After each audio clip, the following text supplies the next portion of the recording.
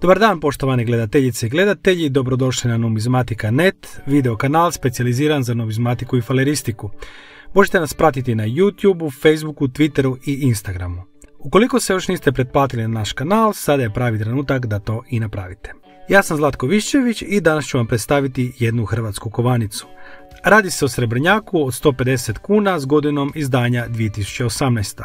Prigodno izdanje povodom 100. obljetnice završetka Prvog svjetskog rata. Kovanice ovog tipa izdane su samo jedne godine, 2018. u količini od 2000 komada i kovane su u Hrvatskom novčarskom zavodu, sada je to Hrvatska kovnica novca. Autorica ove kovanice je magistar kiparstva Ana Divković. Kovanica je puštena u prodaju 31.10.2018. godine. Po svom obliku ova kovanica je okrugla i ima promjer od 37 mm. Ova kovanica je napravljena od srebra čistoće 925 i ima masu od 24 grama. Tehnika izrade je polirana ploča, dakle ova kovanica ima visoko sjajne ravne površine i matirane reljefne detalje prigodnih motiva. Rotacija kovanice je germanska ili medaljerska, što znači da su kod rotacije po vertikalnoj osi lice i naličje uspravni. Obod kovanice je gladak. Na licu kovanice u središnjem dijelu nalazi se austrougarski bojni brod Viribus Unitis s istaknutom hrvatskom trobojnicom. Desno od jarbola je državni grb Republike Hrvatske, uz gornji rub kovanice je polukružni natpis Republika Hrvatska, a uz donji rub ispod broda je oznaka nominale 150 kuna.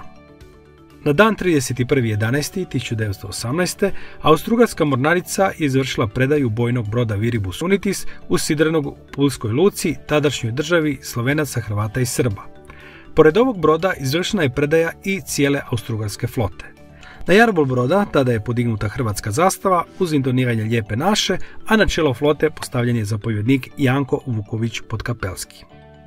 Na naličju kovanice u središnjem dijelu je likovni prikaz predstavnika zaraćenih strana u Prvom svjetskom ratu, svjedoka i potpisnika primirja koji se nalaze ispred željezničkog vagona u kojem je potpisano primirje. Lijevo od vagona je okomiti natpis 1918-2018, a desno Kompjenj 11.11.1918.